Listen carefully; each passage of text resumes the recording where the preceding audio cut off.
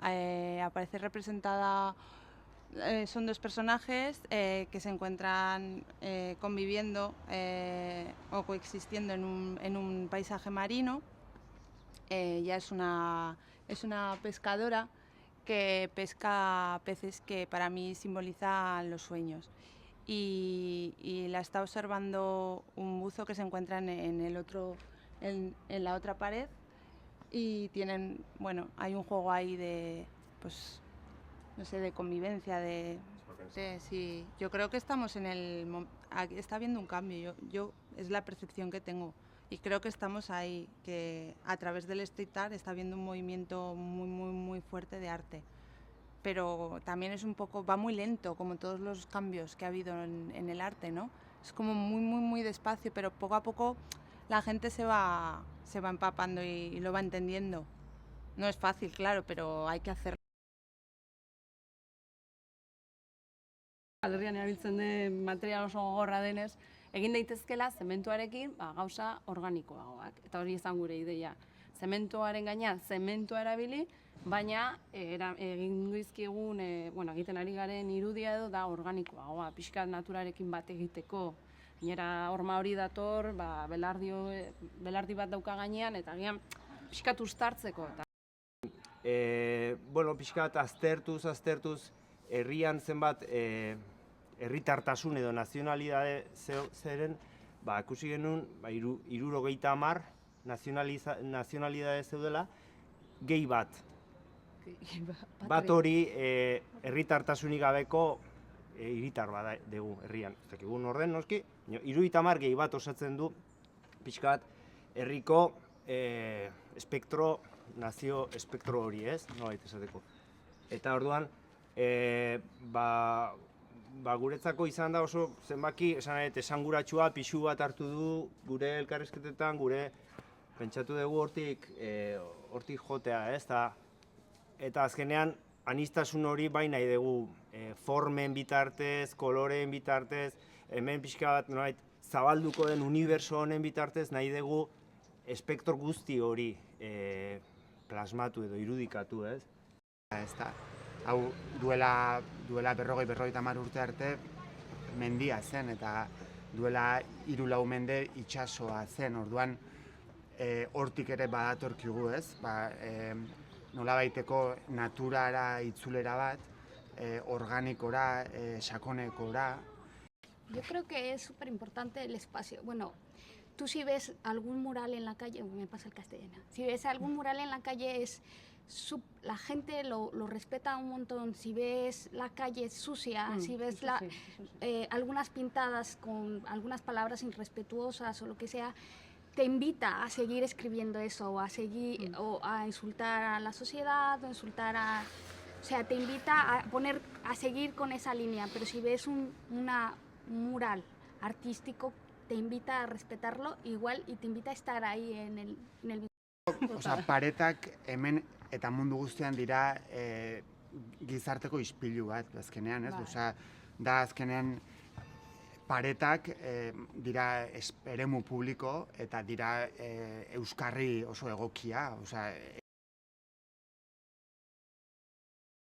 El mural que he preparado para Donosti 2016 se ha centrado en la construcción de un gran degradado, un muro grande de color, que está tratado por medio de degradados y en el cual hay una frase rotunda en la cual dice en euskara "egun denak ez dira berdin", que significa "todos los días no son iguales", y donde como parte final se solapan una serie de dibujos que son de Durero y en los cuales quieren generar un diálogo con los espectadores y público que habitualmente pasan por el parque.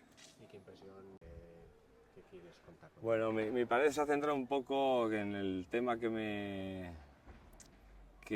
se había introducido, era un poco la convivencia. Entonces he pensado que una frase como "egun denak ez dira berdin", en la cual está haciendo alusión a que todos los días no son iguales, o el propio mural concede una pequeña licencia, es que esa frase está en un espacio central, pero a su vez en un espacio inicial está la palabra berdin y en el espacio final egun, que de alguna manera te está remitiendo a días iguales, o el contenido de la propia frase, que es que todos los días no son iguales.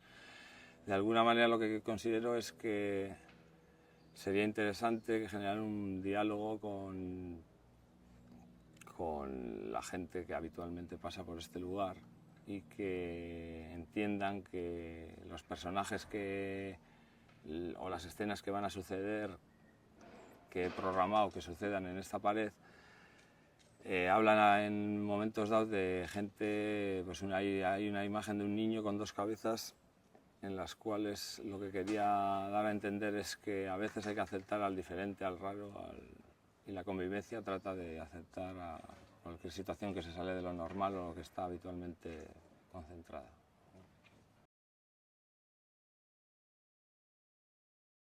Nire lana interbentzio bat da, ez da mural, denok ikusten dugun mural antzeko bat edo olako zerbait, interbentzio soila da.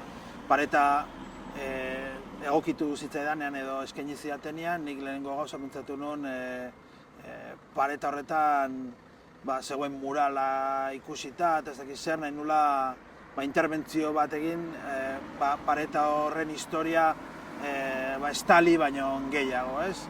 Nahi nuen pixka bat, nire lanan egiten dudan bezala palinzesto moduko bat, ez? Gain jarketa bat, ez? Eta naiz da obra berri bat osatu, pareta horrek ere bai laguntzen du, eta pareta horretan bere historiako, pareta horren historiako kapak mantentzen dira, ez? Gaur egun egoera evoluzionatu du, gauzak aldatu dira, eta bai nire buruan beti dagoela zer egin behar da paretatan, ez? Egin daiteke pintura, murala, egin daiteke, baina nire kasuan bani pentsatzen hon interesgarriago zala reflexionatzea inguruari buruz, eta nire planteamentua da konzeptualagoa edo pixkate bilatzen jendearengan ikustera pasatzen den bizilagunei edo pixka galderak botatzea, ez? Eta berze hausnarketa dagoen horrekin, ez? Pixkate ikusten dut kalea eta gaur egungo paretak izan behar direla erreflexiorako guneak, ez? Askotan paretak ez ditugu direla banatzen gaituzte, ez? Nik uste dute gaur egun saiatu behar garela paretak jende elkartzen, ez?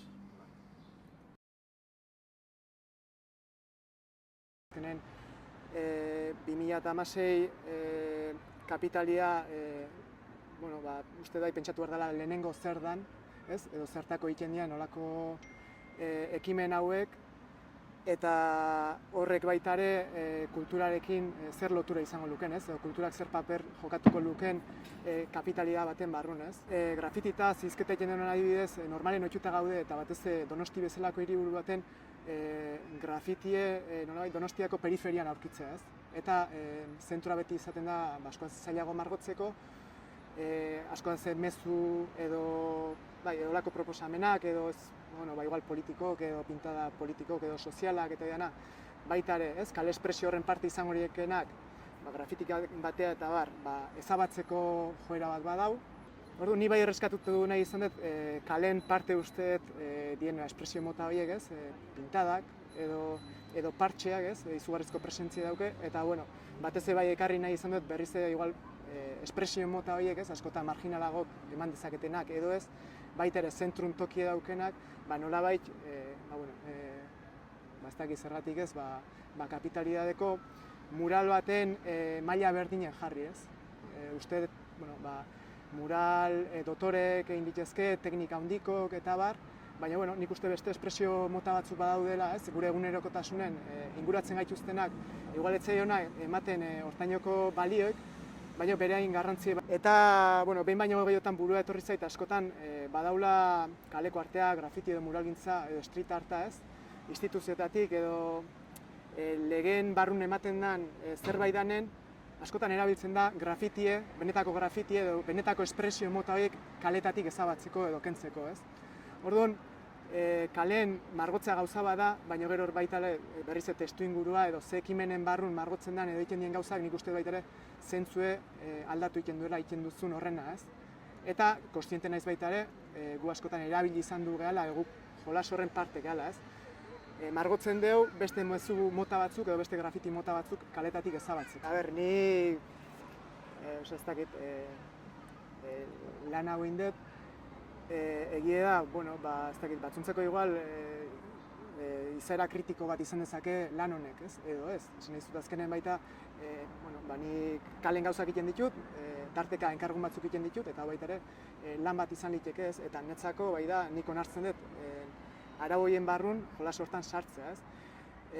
Nik ez naiz konsideratzen, ez konsideratzen nire burue instituzionalidade horretatik kanpo daunik. Osea, ez dut uste gaur egun kanpo badaunek, ez? Baizik eta dana jolas berdinen parte da, ez? Eta kanpo horrek barru bat behar du definitzeko bere burue eta alderantziz, ez? Orduan, zein gelditzen den kanpon, ez dakit, ni badakin nire burue guztiz barrun daula, ez? Eta halako proposamen baten parte hartzen duten, bai.